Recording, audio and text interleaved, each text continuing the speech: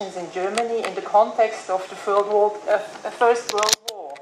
And before I clear the floor for you, I will say that the fourth panelist of this panel, Alexander Kirienko, was not able to attend, so that we have only 3 speakers in this panel and 5 minutes more for each speaker to talk. So please, Eckhard. Yes, thank you very much for the nice introduction. It's always difficult to start after lunch when people are feeling very tired. So my research on the Spanish influenza was originally informed by a very naive question. I wanted to investigate why such an enormous health disaster has left so little traces in the historiography, and then I started to look at Germany, but because it was a pandemic which affected all countries in the world, you can draw a few conclusions also for things that happened beyond Germany. But in my paper, I will mostly focus on the impact of this disease on Germany at the end of the First World War. So this influenza pandemic was probably the deadliest disease in history. It killed worldwide between March 1918 and March 1919 in 3 consecutive waves, between 30 and 50 million people worldwide. It is also known under the name the Spanish influenza because Spain, as you might know, was a neutral country in the First World War, and therefore there was no press censorship in Spain, and therefore the Spanish newspapers were the first ones to report about the outbreak of this disease, and the news agencies of the war, of the countries involved in the war, picked up this news from Spain and therefore labeled this disease the Spanish influenza. That's how the name also came to Germany. We know nowadays that the disease originated in the United States, most likely, and came to Europe with the American troops of the American Expeditionary Force. It arrived in France in April 1918 and then spread from France to Spain and as well to Germany. The first wave of this influenza pandemic hit Europe between May and July 1918. The virus came to Germany via the Western Front. When the virus arrived in France, the Germans were attacking desperately on the Western Front in order to have a breakthrough on that theater of war, and the disease was imported to Germany by Entente prisoners of war taken on the Western Front, and the disease spread through Germany since May 1918, first affecting the western part of the country, in particular prisoner of war camps and military compounds and the hubs of transportation, and from there it spread to the rest of the country until mid-July 1918, when it was more or less over in Germany. This first wave of the influenza affected many people. About 20% of the population fell ill, but relatively few at this occurrence died from the influenza because it was a relatively mild virus. The German press, obviously because it was a nation involved in a major war, was under censorship and therefore was not allowed to report about the real significance of this disease. That was in line with the government stance not to make public any war-related health issues in order not to arouse insecurity among the people at the home front. Thus, for example, then German newspapers did not report any occurrences of the influenza disease among the German troops on the Western Front while they were still attacking, because it was thought to make people feel bad at the home front that Germany might lose the war. The second influenza wave hit Europe between September and November 1918, and in contrast to the first wave, where we can clearly show how it came to Europe and then invaded Germany, it is very difficult to follow a clear pattern how this second wave spread through Europe and through Germany. In contrast to the first wave, the second wave in Germany as well as in other countries in Europe was much deadlier. The virus has developed since the first wave and now was 20 to 25 times more deadly than a usual influenza virus. So the second wave killed in Germany most of the people, as in other European countries, but less people fell ill during the second wave because many people had accumulated a certain immunity against the virus during the first wave of spring and early summer. In Germany, as in other countries in Europe, mostly the strongest and fittest died from this second wave of the influenza due to an overreaction of the immunity system against the attacking virus. That meant in the case of Germany that if this disease spread into the countryside, people there died in large numbers as well, even though the food situation in the countryside in Germany was much better than in the big cities where you had widespread hunger, but because the peasant population was better fed, they had a stronger immunity system, and therefore they were more likely or as likely to die from the disease as the people who were starving in the big cities in Germany. The second wave of the influenza went parallel in Germany with the negotiations for an armistice, the inner dissolution of the German army, and the collapse of the political system of the German Empire. This historical background is probably the main reason why the second wave, despite being so lethal, was far well less recorded in Germany by military and civilian authorities than the first, relatively benign one, and has generally left less traces in the archives than in other countries in Western Europe. As a revolution broke out in Germany's military units in autumn 1918, it became very difficult for the medical services to impose and to maintain hygiene standards or to look after patients and therefore to record statistics of the troops' health condition. The civilian health authorities in Germany were understaffed as they had lost most of their personnel to the army. What is more, in autumn 1918, these health authorities were more preoccupied with other problems. It was feared that the home front would be exposed through returning soldiers and refugees to venereal diseases, and particularly typhoid fever, which was endemic in parts of Eastern Europe. Hence, even though influenza was a big killer in Germany among soldiers and civilians alike, at the end of the war, other diseases were considered by the health authorities to be a greater danger for the national well-being. This attitude was probably informed by a certain resignation, as in 1918-19, neither cure for nor effective prevention against influenza was available. In contrast, the medical services had up until then been quite successful in fighting the traditional war diseases such as cholera, dysentery, smallpox, typhus, and typhoid fever. So in Germany, the health danger was rather perceived coming from the east via retreating troops and refugees, which might bring with them typhoid fever, than the invasion of the influenza virus coming from the west. And this is enough now, okay. Okay, good. So for many Germans, the sudden appearance of an influenza epidemic in June, July 1918 and its return in October and November 1918 with an intensity never experienced before in living memory seemed to be the consequence of the dire living conditions imposed on them by the World War.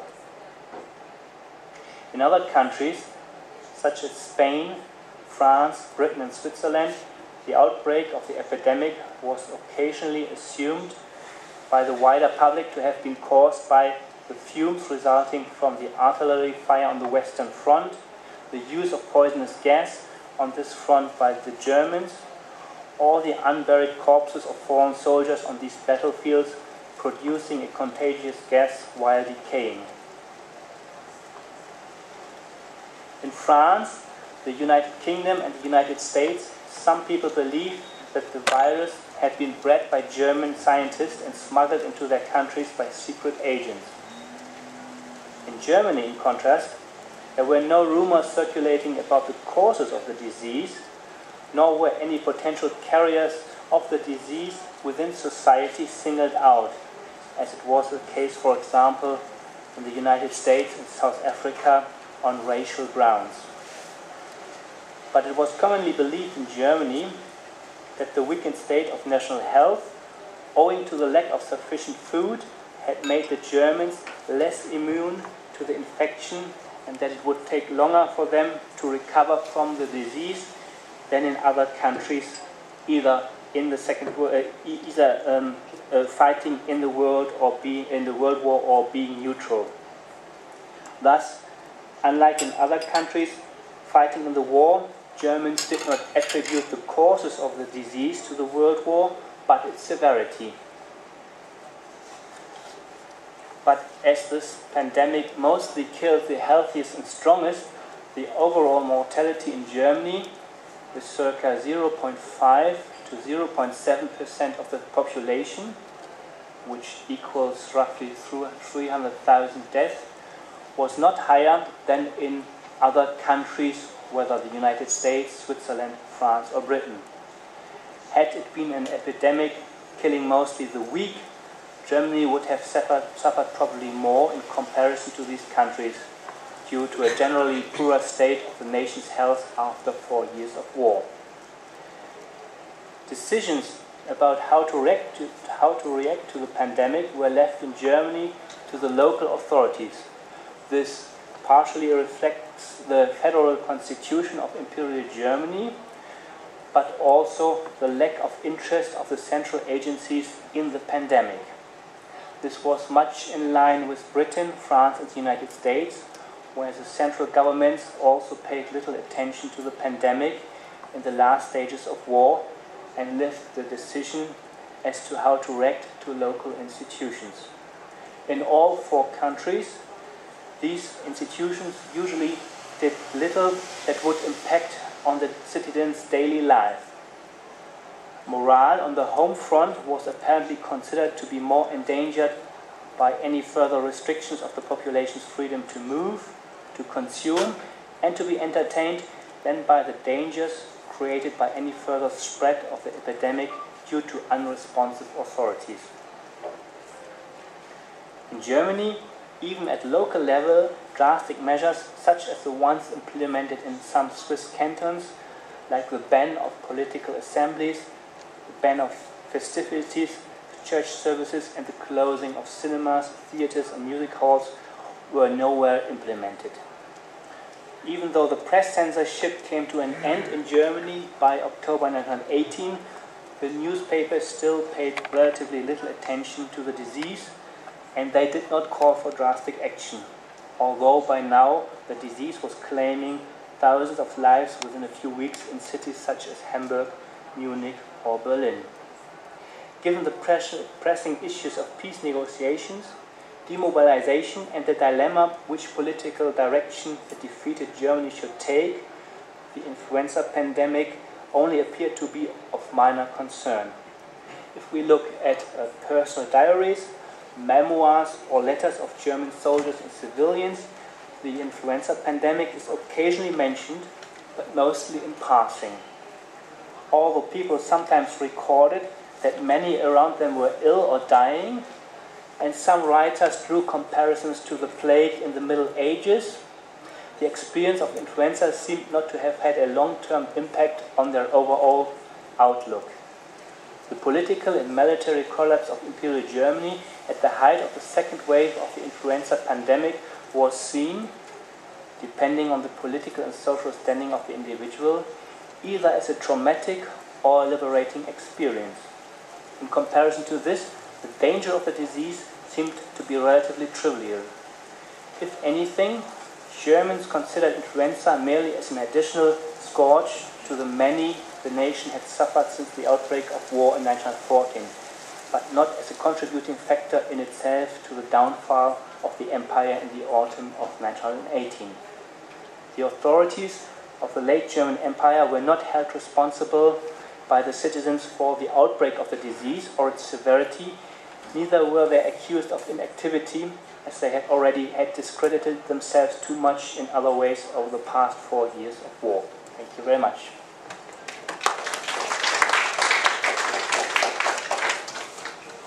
Thank you, Eckhard. Thank you, Eckhard, for this talk. We will do as most panels have done so far and directly proceed to the second talk and to the third talk and have a plenary discussion at the end. So the next speaker will be Sergei Romanenko. He has done a lot of research. He's in the area here, also coming from Moscow, and has done his education there at the Economical Institute, or has worked there. Yeah. And has done a lot of research here in Sarajevo, but also in the other regions of former Yugoslavia and beyond. Today he is at the Russia State Humanitarian University, and he will talk today on Russian Social Democrats and Austria-Hungary before and during the World War I and the disintegration of two empires. I'm really looking forward to hear your talk. Please. Thank you. Dragi dame i gospodo, prije svega zahvaljujem vama na pažnji prema mom izlaganju. I moja tema je ruska socijalna demokratija u Austro-Ugarskoj i u Južnim Slavenijima.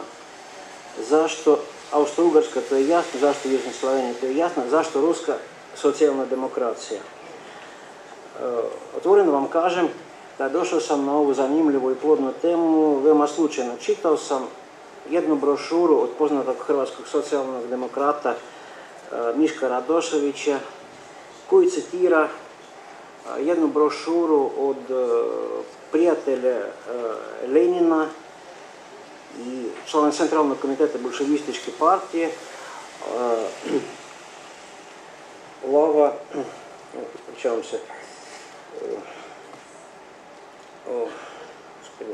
zaboravio sam prezime, ispričavam se, Lava Kamenjeva, pod naslovom Imperijalizam i Balkanska republika. On je objavio u proljeće 17. godine nakon svog povratka iz egzila u Sibiru. I svima nama je poznato gdje je Kamenjev, tamo je i Zinovjev. Ja sam počeo tražiti Zinovjeva i drugih ruskih bolševika koji su pisali o Austro-Ugarskoj i Južnim Slavenima. Otvoreno da vam kažem, našao sam puno građe i puno članaka i brošura koji su objavljene 17. 18. godine i svakako je pred Prvi svjetski rat.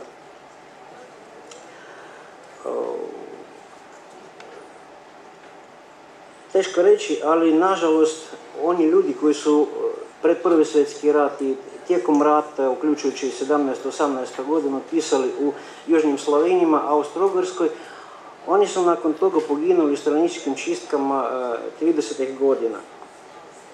Isto kao i više Jugoslavene koji su došli u Rusiju ili kao zarobljenici Austro-Ugarske vojske ili na neki drugi način, i oni su bili streljani i poginuli su. Ali inače i oni igrali veliku ulogu u Ruskoj revoluciji s jedne strane i s druge strane Rusija svakako igrala veliku ulogu u sudbini Austro-Ugarskoj i Kraljevine Jugoslavije. Tema ruske socijalne demokracije je vrlo važna zbog nekoliko razloga prema mom mišljenju. Prvi razlog je o tome da i bolševici i menševici i socijalni revolucioneri, oni su pripadali drugoj internacionali, inače to je svjetskoj socijalističkoj organizaciji.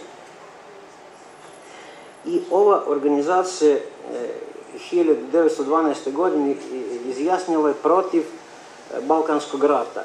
Ali s druge strane, nakon 2 godine, u julu 14. ili augustu 14. godine, većina ovih stranaka su glasala za ratne kredite, osim ruskih socijalnih demokrata, osim srpskih socijalnih demokrata i osim manjine njemačkih socijalnih demokrata. Drugi razlog je o tome da ipak treba početi analizu Leninovih stavova prema nacionalnom pitanju i prema Austro-Ugarskoj i Južnim Slavenima. I ne čitati njegove članke kao svetopismo, što je bilo u sovjetsko razdoblje, ali potreban je kritički pristup.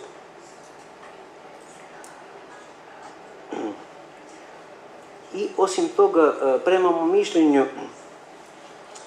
stavovi ovih ruskih socijalnih demokrata pred Prvi svjetski rat i tijekom ovog rata, on formirao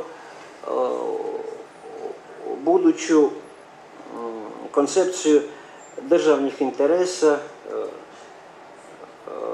Sovjetske Rusije i s druge strane Treće internacionale. I bez analize ovih stavova mi ne možemo ni shvatiti recimo Stalinovu politiku prema Kraljevini Jugoslaviji između dva rata, prema Jugoslavenima tijekom Drugog svjetskog rata i svakako u sukobu Stalin-Tito nakon 1948.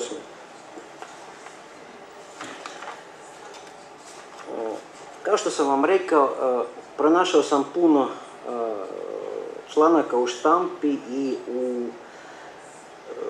puno ovih brošura koji su napisali već spomenuti Kamenjev, Zinovjev, ne govoreći o Leninu i Stalinu, to je poznato, ali i jedan poznati bolševik Lunačarski koji je bio ministar kulture u bolševističkoj vladi.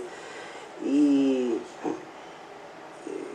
pronašao sam i puno članaka ovih socijaldemokrata koji su pripadali menševističkoj struji u ruskoj socijaldemokraciji. To je Fjodor Dan i neki drugi. Ruski socijalni demokrati veoma često su živjeli u izbjeglištvu u Austro-Ugarskoj, ali s druge strane ne bih rekao da oni su dobro razumijevali ovu imperiju, ovo carstvo i njegovu razliku od ruskog carstva. Oni nikako nisu mogli doći do razumijevanja da nacionalno pitanje je životno pitanje Austro-Ugarske i mislili da prva revolucija koja će biti održana, to će biti socijalna revolucija, inače socijalistička.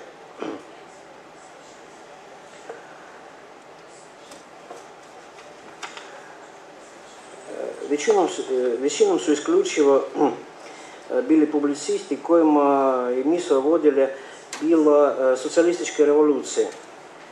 Nisu bili stručnjaci za vanjsku politiku, nisu ni dolazili u jugoslavenske zemlje i nezavisne balkanske države. Nisu znali ni južnoslavenski jezik, niti mađarski. I koristili su u svojim analizama članke njemačkih novina, austrijskih novina, ponekad nekih britanskih, francuskih, talijanskih itd. I to je još jedan paradoks. Oni nisu koristili ni ono što napisali ruski naučnici u južnim Slavenama, a otvoreno mogu vam reći da imali smo dobrih naučnika u Rusiji s jedne strane, ali s druge strane dolazili su nam i neki Jugoslaveni koji bi objavljivali svoje radove na ruskom jeziku. I bolševici i menševici su sledili stav balkanskih socijalnih demokrata koji su zastupali Balkansku federaciju, uključujući i Tursku. To je svakako pred Prvi svjetski rat. Preko strane štampe i druge internacionale su dobivali informaciju o aktivnostima drugova iz jugoistočne Europe i sljedeći viđenju Marksa i Engelsa,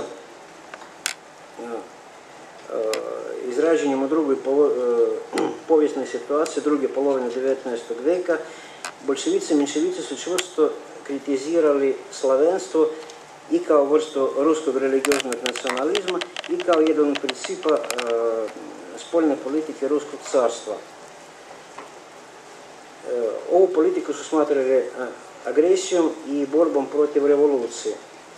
Ali Lenin mislio da isključivo Srbija nakon 1914. godine vodi oslobodilački rat, iako tijekom balkanskih ratova kritizirao reakcionarne i zaostale balkanske monarhije. Lenin je relativno pažljivo pratio Austro-Ugarsku i njegovu, uglavnom, austrijsku socijalnu demokraciju i kritizirao takozvani austromarksizam. Većinom se bavio problemama Habsburškog carstva kao imperije i pravom na samoopredeljenje do odcepljenja i stvaranja nezavisnih država i smatrao da je Austro-Ugarska mnogo dalje od Rusije krenulo u smjeru građanskih promjena. Čak i da je u Austro-Ugarskoj 1867. godine tu je pogrešio, bilo je ostvarena buržoazna demokratska revolucija. Prvi svjetski rat je pokazao da nisu socijaldemokraciji čiji predstavnici su većinom glasali na svojim parlamentima za ratne kredite, niti proletarijat koji većinom nije protestirao protiv rata, čak i protiv svojih sunarodnika uz nadu na poboljšanje u društvu i ekonomiji. Nakon eventualne pobjede svoje države u ratu nisu nosioci internacionalne svijesti. Odmah nakon dolaska na vlast u oktobru 1917. godine boljševici su odbacili princip narodnog samoodređenja za rusku državu i počeli ga koristiti isključivo kao oruđe ostvarivanja svojih političkih principa, uključujući svakako i Austro-Ugarsku koja je bila inače protivnik ruske države u bilo kom obliku na ratištima Prvog svjetskog rata. Ruski socijalni demokrati su smatrali da isključivo socijalistička revolucija može i mora riješiti problem međunacionalnih odnosa time što će učiniti uzroke međunacionalnih sukoba. U njihovoj svijesti su se na prvo mjesto nalazili društvo i država, ali narodno-etničko oni su smatrali sekundarnim. Osim toga trebam spomenuti, to je zanimljivo i slabo poznato, da, kao sam već rekao, dolazili su na različit način južni Slaveni u Rusiju i kao zarobljenici i kao socijalni demokrati i protivnici Austro-Ugarske. Trebam spomenuti 4 članka od Miška Radoševića koji je objavio u novembru-decembru 1917. godine u ruskoj socijalistički štampi i oni su posvećeni sudbini Austro-Ugarske, svakako neizbježnosti njenog raspada. Drugu publikaciju koju bi sam spomenuo, to je bila publikacija u zvaničnom sovjetskom listu Izvjestija. To je bila neka polemika između Nikole Stojanovića, Milana Srškića i Živka Nežića. S jedne strane i s druge strane nepoznatog sovjetskog vjerovatno zvaničnika, i ovi Jugoslaveni su pokušavali dignuti Rusiju prema ovoj politici reaneksije koju je vodila srpska vlada, ali u tome nisu uspjeli. I treća publikacija koju bih sam spomenuo, to je veoma zanimljivi članak iz leta 1918. godine, isto u listu Izvjestija, koji je napisao Andrija Petrović, koji je bio prezentiran kao zastupnik Bosansko-hercegovskog sejma koji trenutno živi u Moskvi. Petrović je pokušao objasniti ruskim vođama i publicistima veliku razliku između Rusije i Austro-Ugarske, inače veliku ulogu nacionalnog pitanja u Austro-Ugarskoj državi, ali uzalud. Ne samo bolševici, nego i menševici i socijalni revolucioneri, inače na ruskom eseri, većinom nisu shvatili ovu razliku i analizirajući uglede razvitka u Rusiji, kritizirali nacionalizam и негировали mogućnost federalizacije Rusije i mogućnost nacionalnog samoopределения. Zbog toga bolševici su ratovali na cijelom prostoru bivšeg Ruskog carstva protiv narodnih pokreta i nezavisnih država proglašenih poslije oktobra 1918. godine. Što se tiče odnosa Sovjetske Rusije prema Austro-Ugarskoj, bolševici su željeli njen raspad kao političkog, vojnog i ideološkog neprijatelja, ali sanjajući o svjetskoj revoluciji pretpostavljali su je kao političkog, vojnog i ideološkog neprijatelja pretpostavljali da velika jedinstvena država u Srednjoj Europi nakon revolucije i uz pomoć revolucionarne Njemačke može zajamčiti vojno-političku sigurnost Sovjetske Rusije i se pretvoriti u lokomotivu revolucije u Europi. I čime bih sam završio, to je neka ilustracija toga što bolševistički lideri nisu shvatili razliku između Ruskog carstva i Austro-Ugarske. 3. novembra 1918. godine oni su uputili jedno pismo u Beč gdje su tražili sačuvanje Austro-Ugarske kao jedinstvene države.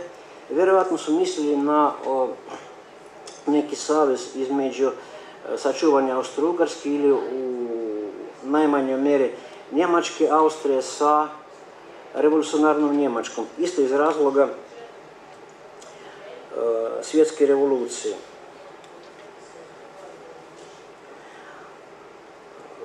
Ali, nažalost, nisu u tome uspjeli i nacionalna revolucija u Austro-Ugarskoj je pobjedila, a u Rusiji je pobjedila socijalistička revolucija. To je inače dvije vrste revolucije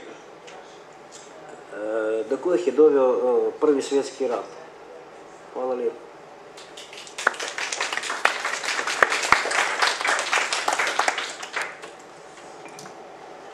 Hvala, kolega Sergeju. We now again switch to English, and please let me introduce to you our colleague Ivan Kosnica from the University of Zagreb.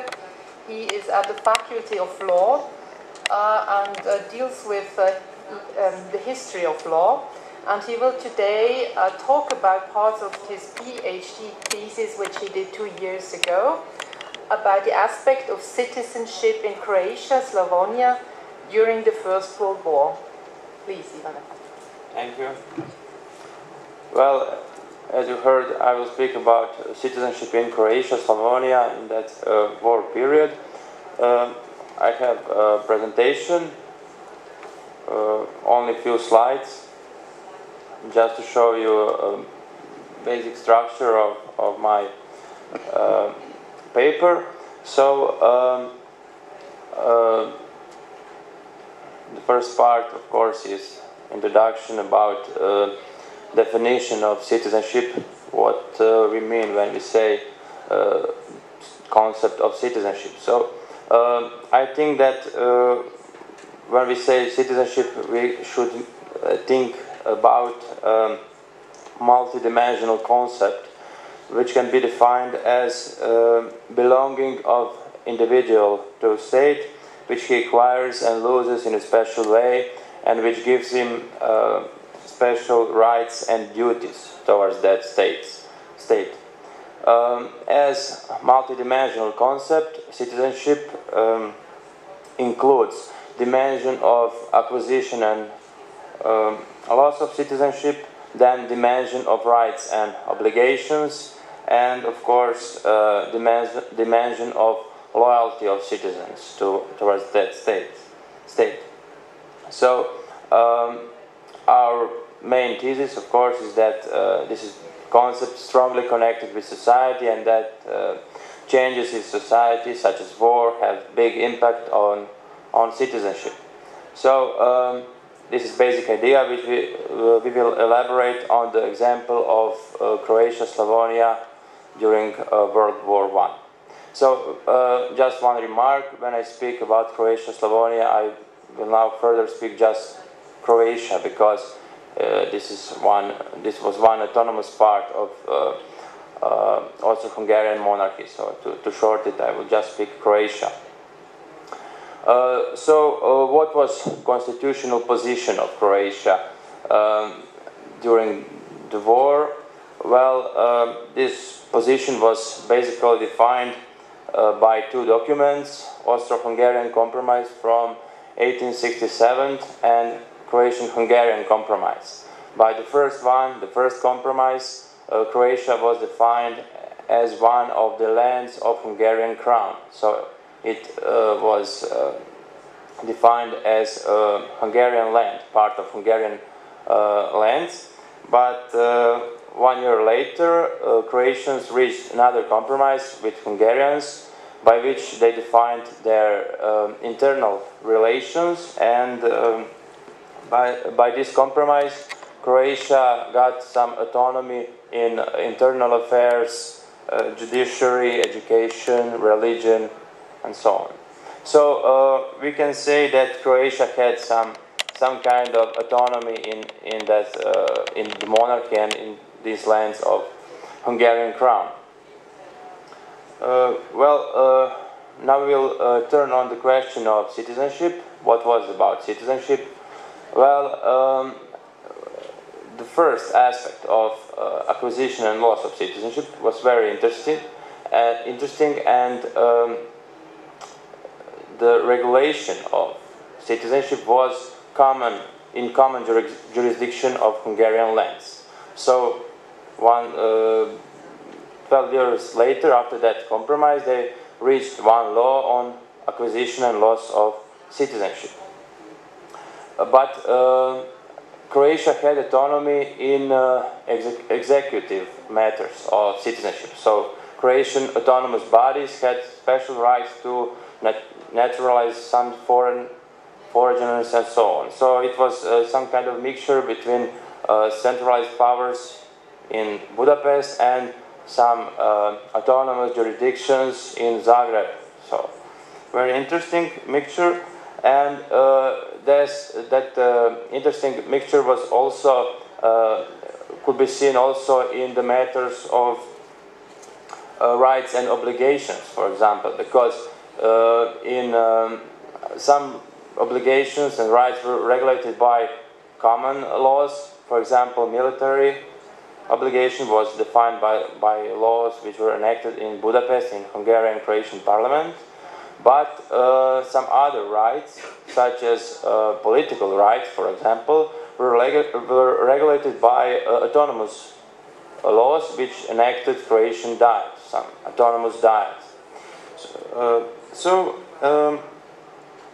Now this structure that I defined shortly was under a test during the war, of course, because I worked my PhD, of course, and investigated what was the change that the war,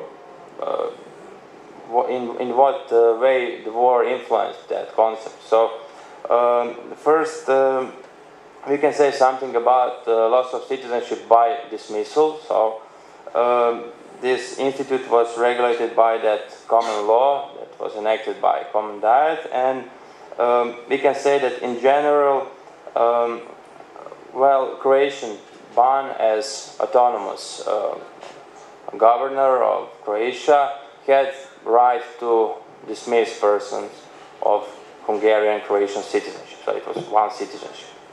But in the case of military conscripts, he wasn't able to do it alone. He had to have special permission of Ministry of War in the case of military conscripts, and special permission of military Ministry of Home Guardsmen in Budapest in the case of Home Guardsmen. So you can see that this power of Croatian governor wasn't full. He had to cooperate in the case of male persons who were military conscripts, and to cooperate with bodies which were located in Budapest and in Vienna.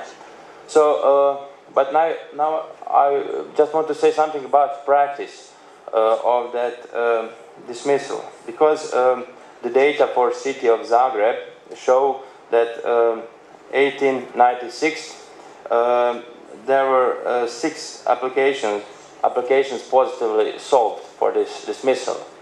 Then a few years later, 1904, the data show 15 positively solved applications just for Zagreb, and then for example 1914, the first year of the war, just 4 applications positively solved, and another year, well, there was no just 1 application positively solved, just 1, but in the case of a woman.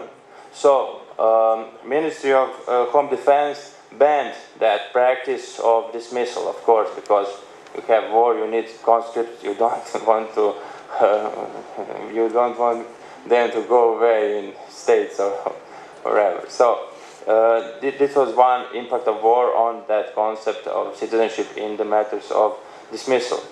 Another important aspect is loss of citizenship by absence. Of course, in Hungarian lands we had that rule that if you if you went out of the country for 10 years and didn't come back, you automatically lost your citizenship. So, but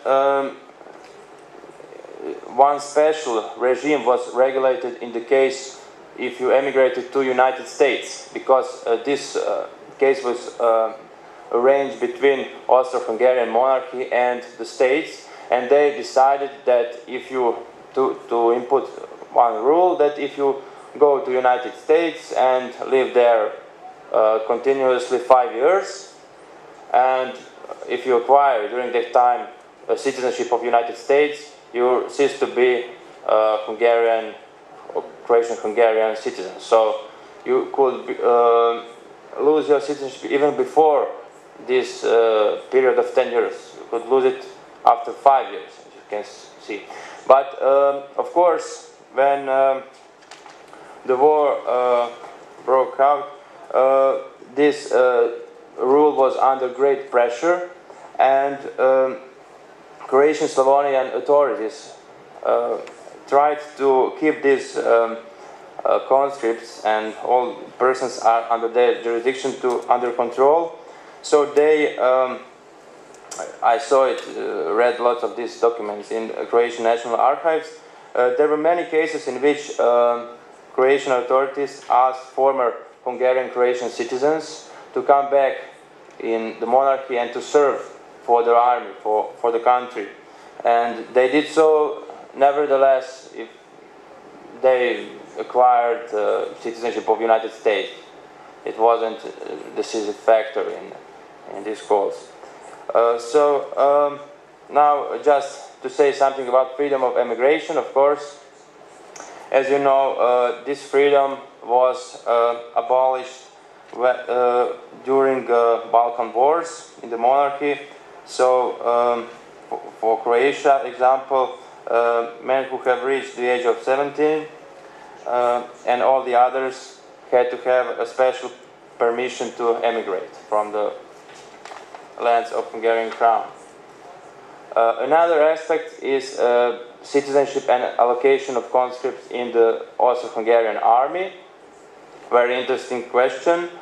Well, there was one important rule during that practice of filling the army with conscripts, that you had Austrian part of the army, you can say, and then in that part Austrian citizens were allocated, and in another part, Hungarian part, Croatians, also Hungarians, were obliged to serve in this part of the army. But this rule was under great pressure, and it was abolished in the case of Galicia and Bukovina, because the reasons for that were heavy losses of the army on the Eastern Front, and they changed that rule, and Croatian-Hungarian Diet, Common Diet, enacted the law by which allowed allocation of Hungarian Croatian citizens to Austrian part of the army for these provinces. So they changed that rule. We think that this indicates definitely closeness of Austrian and Hungarian citizenship. They were, we can say, part of one monarchy, so they made changes in the interest of the war. Another aspect which I want to talk about is the question of loyalty and ethnicization of citizenship. That process can be seen during the war, because we think that ethnic belonging of citizens and in the legal practice, in administrative practices, we can see that element of ethnicity that couldn't be seen in such measure before the war. So that element of ethnicity was, for example, we can see it in the internalization of suspicious Serbs, and, for example, in some cases of issuing documents such as passport, because they implemented ethnic criteria in that practices. So to conclude, just some final remarks. The concept of citizenship has changed during the war. That was evident, and it's interesting that the change happened in all these dimensions of citizenship. So in the dimension of loss of citizenship by dismissal, we saw it in the dimension of loss of citizenship by absence, then in some rights, for example, freedom of immigration was abolished, of course. Then also you had that change in the rule of filling the army with conscripts, because in the case of Galicia and Bukovina. And we can see that the war influenced the concept of citizenship in a way that accelerated its change from ethnically neutral concept to some, I would say, dominantly ethnically based concept. It's one of the consequences of that experience of the war. So, thank you very much.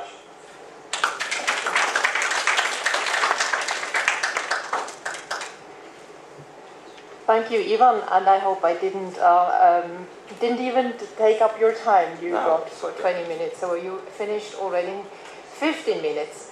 So thank you, all of you, for your very interesting and also very diverse talks. We will now enter into discussion, and I would like to open the floor for a first round of questions.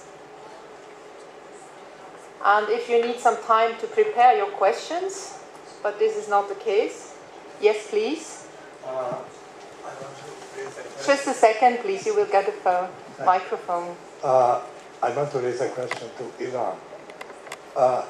The fact that the so-called blue collar, you know, the refugees from the army, were first of all Croats, has anything to do with citizenship or with nationality?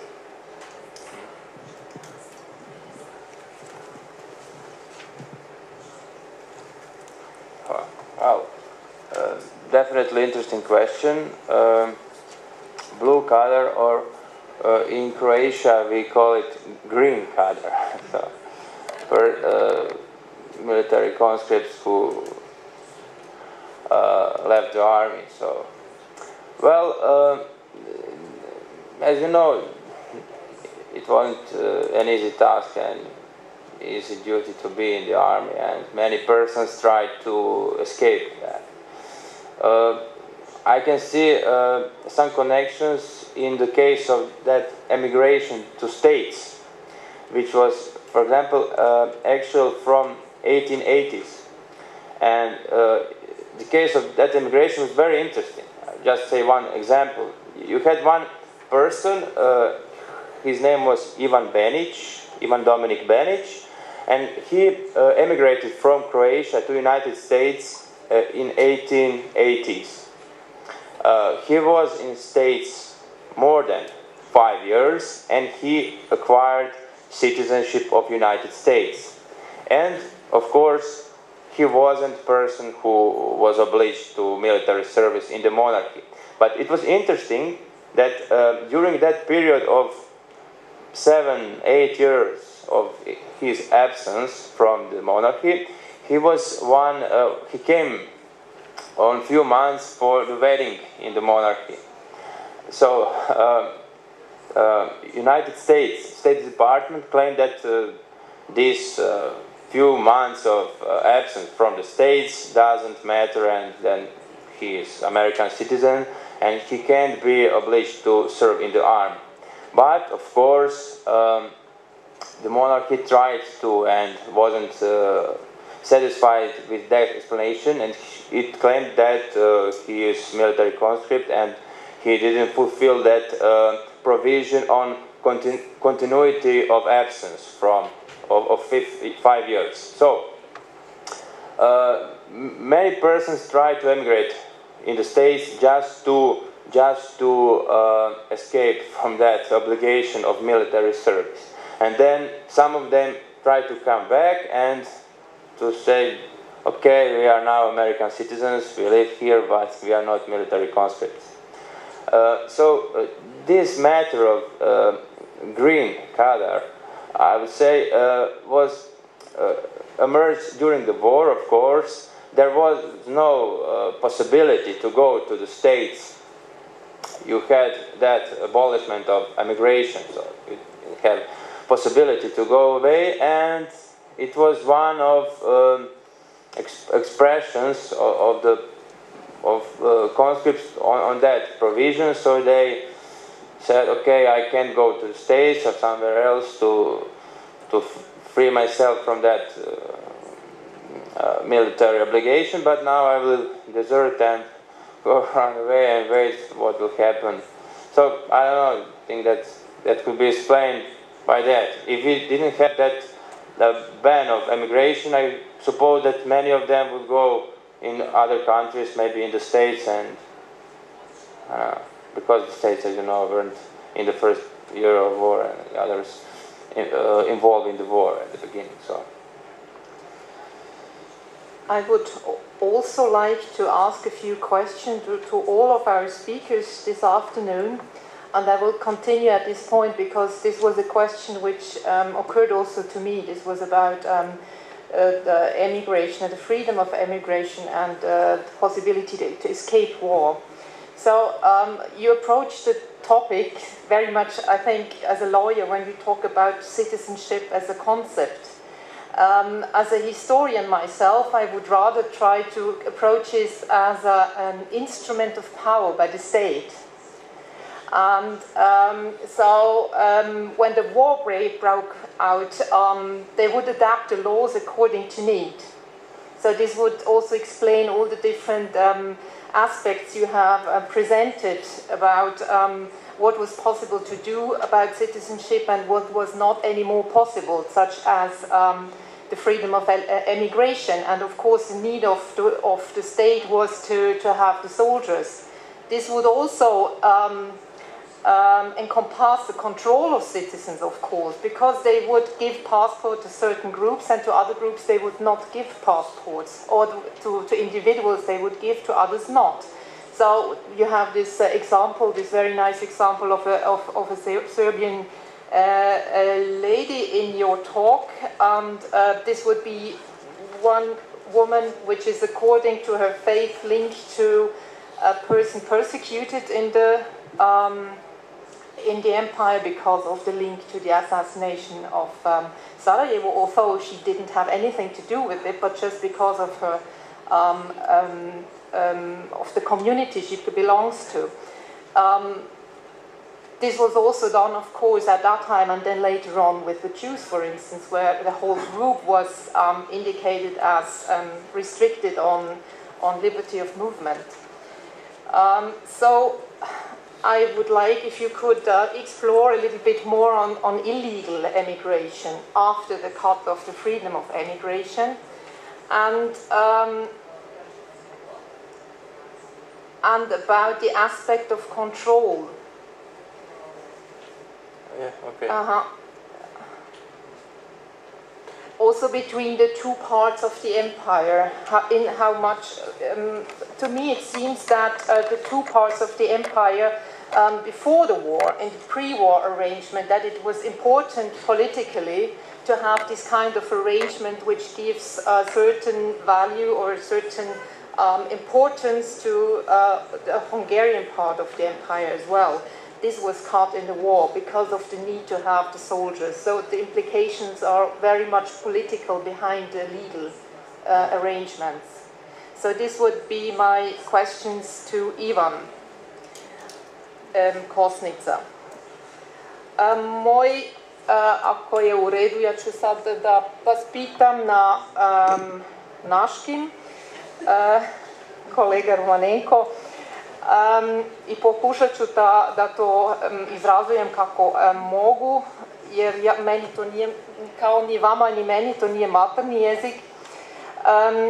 Meni je bilo jako zanimljivo da čitam vaše izlaganje iz tog pogleda što ja se u mom radu bavim nesvrstanima i položaju Tita prema Sovjetskom savezu, i tamo je uvek vrlo bitno pitanje da je Tito pokušao da objašnjava zašto njegov način komunizma nije nacionalistički, a u Moskvi su tvrdili da je on nacionalista. I kad sam putovala po bivšim zemljama, državama nesvrstanih, oni su uvek smatrali Jugoslaviju kao izraz nacionalističkog komunizma, što je meni bilo jako zanimljivo. I ja to sad spojim sa vašim izlaganjem time što ste vi rekli u vašem izlaganju da sovjetski, ruski socijalisti i komunisti nisu bili u stanju da shvataju situaciju u Austro-Ugarskoj i situaciju na Balkanu. I ja bi to onda smatrala kao neki kontinuitet, da su oni smatrali njihovo mišljenje kao nešto što je opšte i što se svugde može na isti način koristiti. Tako da im to nije bilo ni toliko bitno. Da li biste vi se slagali sa time? I drugo, meni se to čini da je to i neki izraz nespremljenosti, da nisu bili spremni bolševiki kad su ušli u revoluciju i posle preuzeli vlast na međunarodnom polju. Oni su se najviše skoncentrisali na svetsku revoluciju, ali u Rusiji, u Ruskoj imperiji, i nisu gledali iza toga. Da li biste se u to slagali? I još treće, and I will again switch to English now, to Eckhart Mikkels. I have read that you have written a whole series of articles on this very interesting topic of epidemic flu, and what I was wondering very much, because this flu was very much present in Switzerland, where I grew up too, and my own grandmother's mother, she died from this flu, so it was present, but it was in Switzerland where she died. And so I have very much thought about this question, and also heard talks about how it happens. So she would also go into that pattern of the population segment, which was between 20 and 40 years old, and be in the bloom of her life. So and she would die, not the weak persons. And in Switzerland there was a very strict regime of trying to handle the crisis, the epidemics, through separating the people. So they would very much, soldiers would be kept in compartments and not be allowed to return home. So this was a big issue. So from my point of view, this kind of handling the crisis was very much present. I haven't ever thought about what it would have meant for a country like Germany, which was about to lose the war. And I would like to ask you what role played the disease in the defeat of the Germans, if you could elaborate a little bit more on this. And also connected with this, if the disease, if you think that the disease has contributed to a faster end of the war.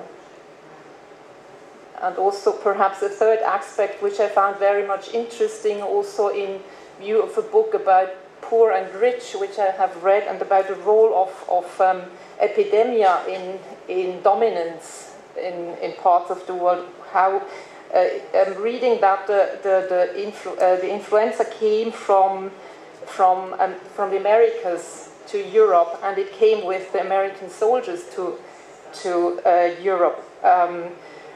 Insofar, this disease really was also a means of a weapon to win the war. Not an intentional one, but a very effective one in reality. Može. Большевистички лидери su bili nasljednici... Ispričavam se. Большевистичki lideri su bili nasljednici ideologije Ruskog carstva. S jedne strane, oni su svi socijalni demokrati i socijalisti su bili protiv federalizacije Rusije. I u tome su naslijedili međutim i staru rusku diplomaciju koja je bila protiv federalizacije ili trializacije Austro-Ugarske. Ja sam pronašao u arhivu vanjske politike Ruskog carstva neke dokumente gdje je ruski konzul u Budimpešti kritizirao drugog ruskog konzula na Rijeci koji imao kontakte sa oporbom u Hrvatskoj i zalagao za trialističko rješenje problema Austro-Ugarske. S druge strane, već sam spomenuo da Lenin u jednoj svojoj jednom sam poznatom članku o samoopredeljenju napisao da Austro-Ugarska se kreće prema trializaciji. Njemci, Mađari, Slaveni. Nije napisao južni Slaveni, vjerovatno on misli i na Čehe. To ne može tačno reći, ali u svakom slučaju on vidio to mogućnost koja se nije u stvari ostvorila i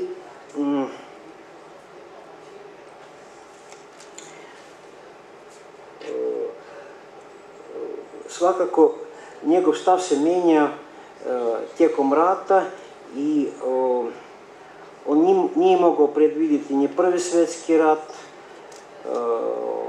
O tome svjedoči jedno pismo iz početka 14. godine i nije mogao predvidjeti niti posljedice tog rata i recimo i februarsku, odnosno veljačku revoluciju.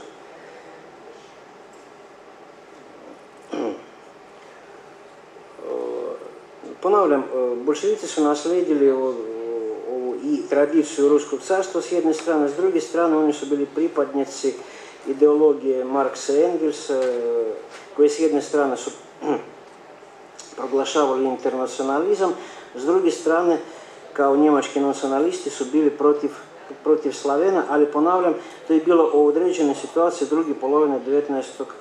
stoljeća. I svakako situacija se mijenja i tijekom i završetkom Drugog svjetskog rata nastala je sasvim drugačija situacija nego što je bilo u vrijeme Marksa i Engelsa. Što se tiče nasljeđa ovih ruskih socijalnih demokrata, Ja pretpostavljam da Stalin je svakako čitao i svoje stare članke iz predratnog razdoblja, čitao sam i proučavao članke iz svojih bivših protivnika kojih je uništio i to je u znatnoj mjeri je opredelilo njegov stav prema Jugoslaviji u 1948. I ne samo Jugoslavija, ali prema i cijeloj srednjoj Europi. Mislim ne samo na 1948. ali i na 1956. 1968. možda čak i na, ne Stalin, ali Hruščov, Brežnjev i 1971. 1972. godinu i u Hrvatskoj, i u Srbiji, i u Sloveniji. Ali s druge strane, ja pretpostavljam da sovjetske vođe već su odustale od ove ideje svjetske revolucije i mislili samo takozvanim geopolitičkim kategorijama i interesima Sovjetskog saveza kao države. Iako su svakako koristili i takozvani međunarodni komunistički i radnički pokret i jedan od razloga sukoba između Sovjetskog saveza i Jugoslavije, komunističke partije Sovjetskog saveza i Saveza komunista Jugoslavije bio u tome da oni su bili u nekom rivalstvu i u Srednjoj Europi i u međunarodnom komunističkom radničkom pokretu.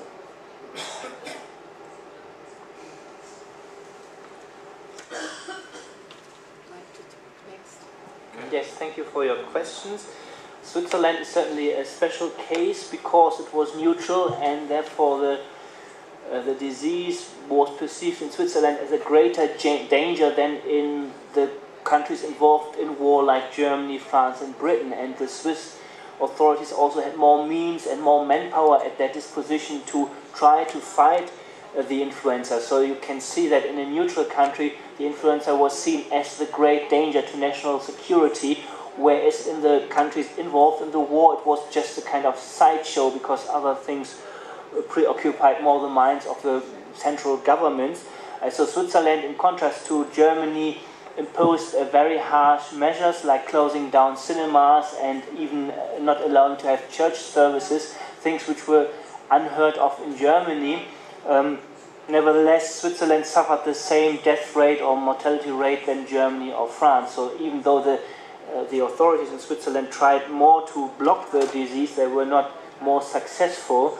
And when after this First World War the national health authorities met in Paris to discuss their experiences with the pandemic, the British and French delegates were quite surprised how intensive the Swiss reaction was against the pandemic by the authorities, and yet it has not been more effective.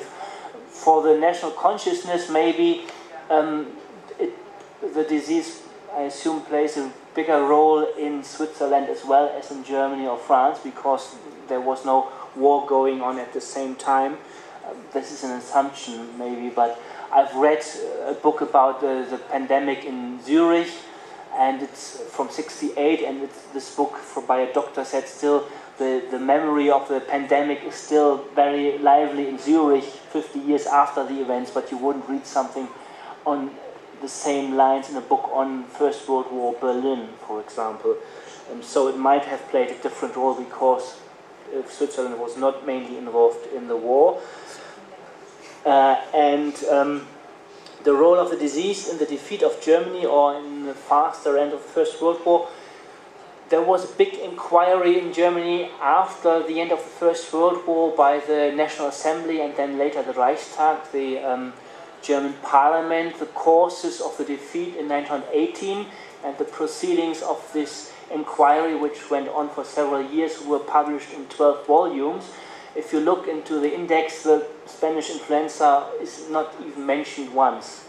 So apparently, even in this thorough investigation for the political and military reasons for Germany's defeat in 1918, in the perception of the military and political authorities, the influenza pandemic did not really accelerate the breakdown or the collapse of Imperial Germany. There were one or two isolated occasions where Ludendorff, for example, the German military mastermind in the First World War, tried to indicate that the influenza had weakened the German troops in their last offensives in spring and the summer of 1918, but that is only a very small paragraph in his 500-page long memoir. So probably Ludendorff had quite a good idea that no one would rather believe this excuse for as one of the reasons which led to the downfall of the empire. On the contrary, if you look at the autumn of 1918, one could even say that the pandemic influenza might have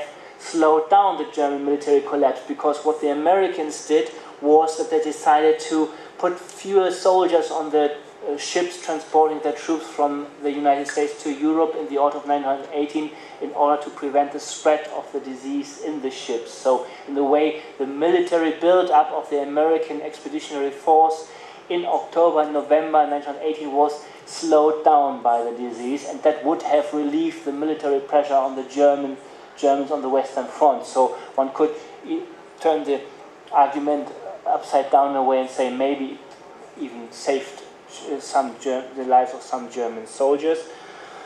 There's a lot of discussion about to what extent the influenza pandemic was a socially neutral disease, whether it affected everyone or whether certain groups within society have been more affected by the disease. That is a discussion which is relatively intense in the United States and Canada, being immigrant societies and therefore being much more heterogeneous societies. To my knowledge, there is nothing on Germany which tried to break down the social background of the victims of the disease, nor for Britain has this been done. Generally speaking, the still prevailing argument is that influenza affected more or less all classes, although the denser the population was in certain quarters of the big cities, the more likely was it that it would spread.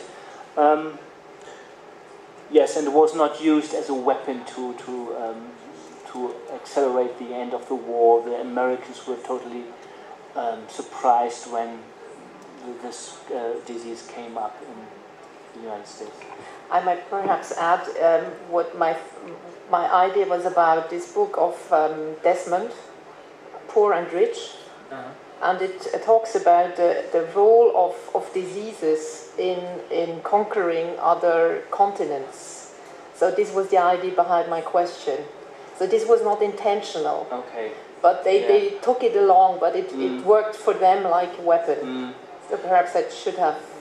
Okay, yes, but it wouldn't apply to the influenza, because influenza had been a pandemic in 1889-90, the so-called Russian pandemic influenza, which had affected all parts of Europe. So in a way, the European societies were as immune or as unimmune to the influenza than the American societies. So therefore, it did not really make a difference. Where it made a difference, the influenza was in societies outside of Europe, which so far had not been affected by influenza. And most of the victims of the influenza of 1918-19 occurred actually in Asia and Africa, in so-called virgin soil populations which had not beforehand been in contact with influenza. There you have a death rate of between 3 to 25% of the population, so much higher than in Europe, because Europe had been infected on various occasions before with influenza, and therefore there was a certain immunity. And where was that mostly? Well, the highest death rate was in West Samoa, where about 25% of the population died from influenza. In Black Africa, you have between 3 and 5% of the population dying. The same probably in China and India. So roughly 8 to 10 times a higher death rate than in the well-developed European societies like Germany or France.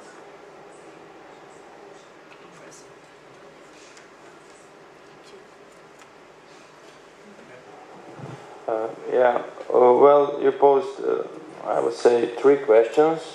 The first one is about the case of a woman, which I didn't mention in my paper. I mentioned her in my paper, but didn't mention it in a lecture because I tried to be in that 15 minutes. So this is the case of Anka Verbanic, interesting case that I found out in Croatian National Archive. And just few remarks on this case. It's about that problem of ethnicization of the concept of citizenship. So, she asked for passport, and she put a request to Croatian government to issue her a passport, but government, of course, asked local police on moral and political conduct of her, so her moral and political conduct. And the police reported that she, Anka Verbanic, is, I quote, is a daughter of a well-known Serbian woman who hosted a sister of assassin Čabrinović. Čabrinović was one, as you know. Yes. So she was connected. She was in that society, but they couldn't say, well, she's, I don't know, acted like this or like that. No, she was just suspicious because of her Serbian origin and this circle in she was.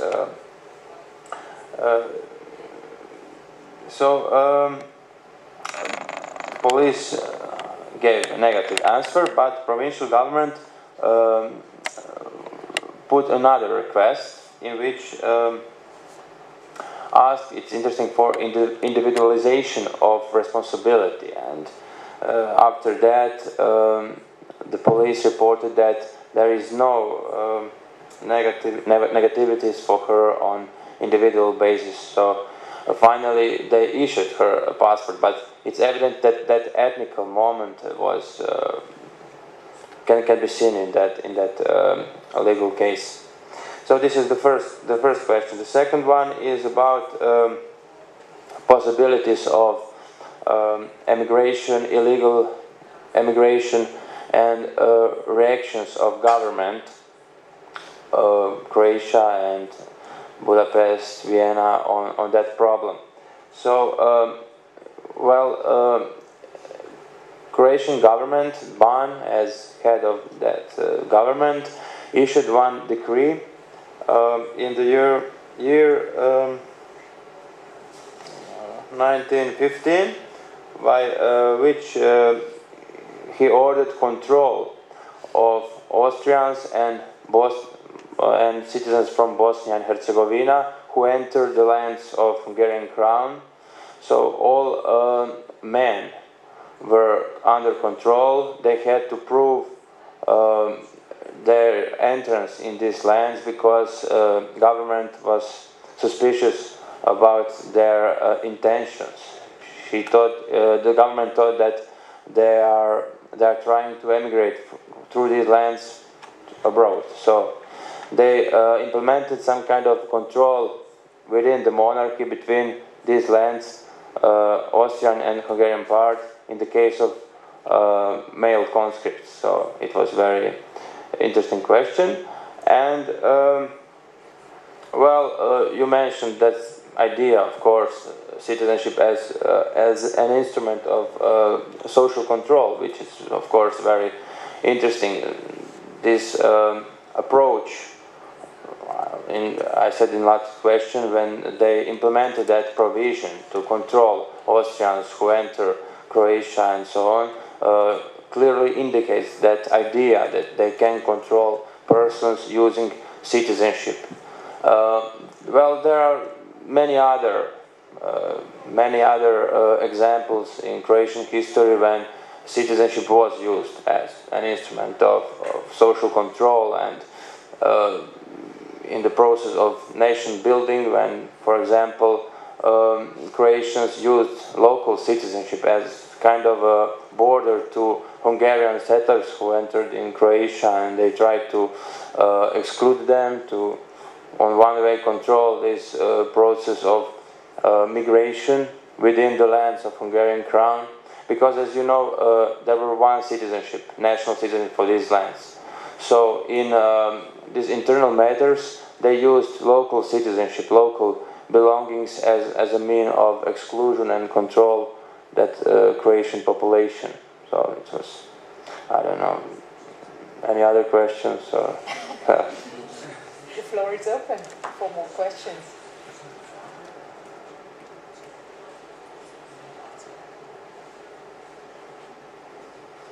Yes, please.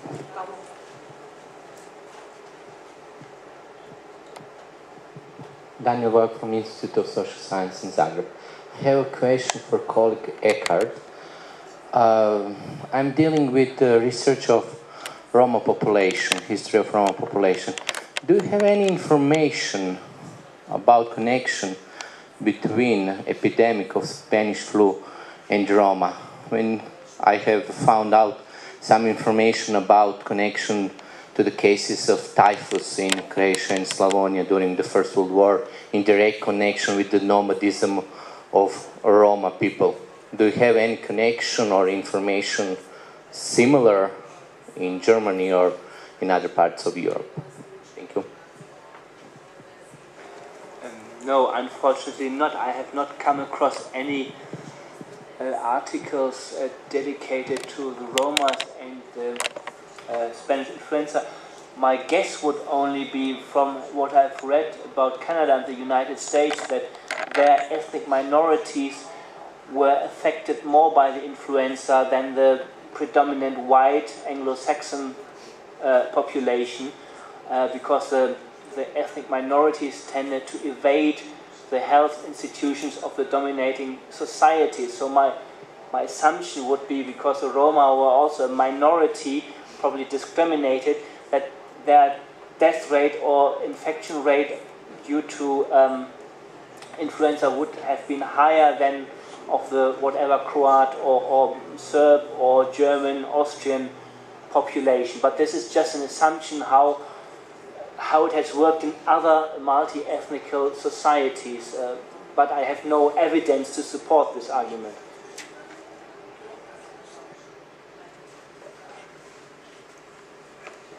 More questions?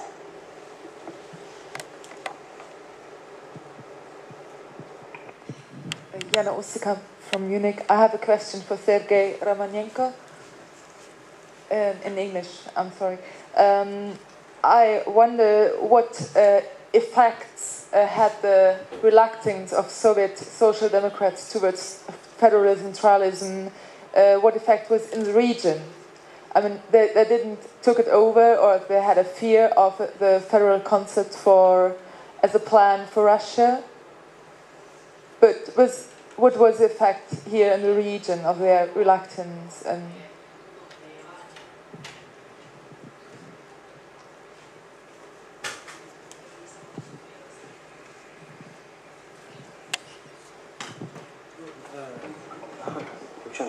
Na koji razdoblje ste mislite?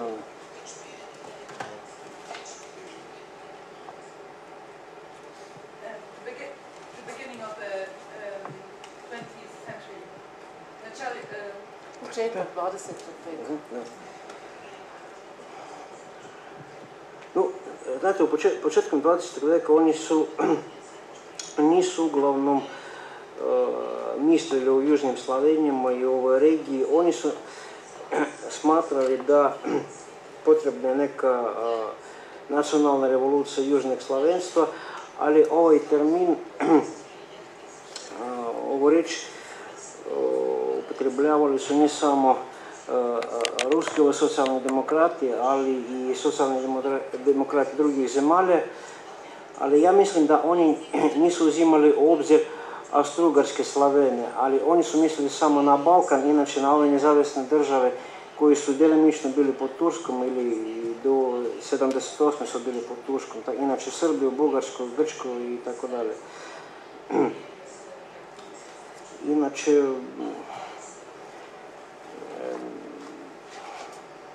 ne znam nešto, kako bi mogli utjerati se na situaciju između južnih Slavena, Austro-Ugarske, ruski socijalni demokrati koji su bile u ilegali, međutim, većinom, ja mislim, na ovu bolševističku partiju, Menševici nisu bili i čak su bili u Dumi, ali nisu oni bili utjecajni u opredeljenju spoljne, odnosno vanjske politike Rusije, nisu nikako mogli utjecati. Međutim, oni su na, recimo, kongresima druge internacionale, vjerojatno su ponekad kontaktirali i predstavnike ovih balkanskih socijaldemokratija, ali izgleda da oni su s njima prišali njemački, to je jedan možda istorijski vic. Uzimajući obzir ovo slavensko bratstvo, ali nisu oni iskorištavali ovaj pojam i oni su mislili da to je reakcionarna politika Ruskog carstva. Koliko je velika bila grupa socijalističkih emigranata iz Rusije u Austro-Ugarskoj? Bilo ih nekoliko, ali uglavnom, to je poznato, Lenin je živio u Poroninu, Stalin je jednog puta dolazio u Beč, svakako Zinovijev, no još neki drugi. No, bilo ih je dosta, ali oni nisu se bavili južnim Slavenima Austro-Ugarske kao, ne znam, celinom ili nekim pojedinim narodom. Oni, recimo, Lenin nije ni jednog spomenuo Hrvate, Slovence ili Srbe Austro-Ugarske.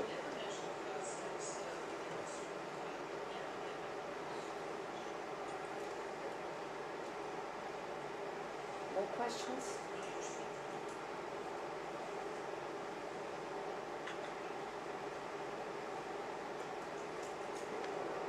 Is everybody tired?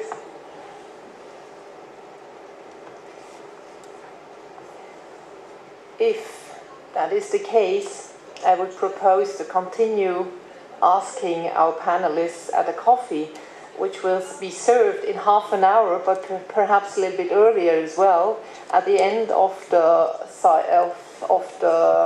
gang through here in the Pivnica, where we had the reception last night. And then I was informed that the plenary session, which starts at 5 o'clock, will take place in the big hall to your left. So on the way to the Pivnica for the coffee. So thank you again, everybody. First and foremost, the panelists for their contributions, and to the public for your patience and your listening and your interesting questions. And let's have a nice continuation of the afternoon. Thank you.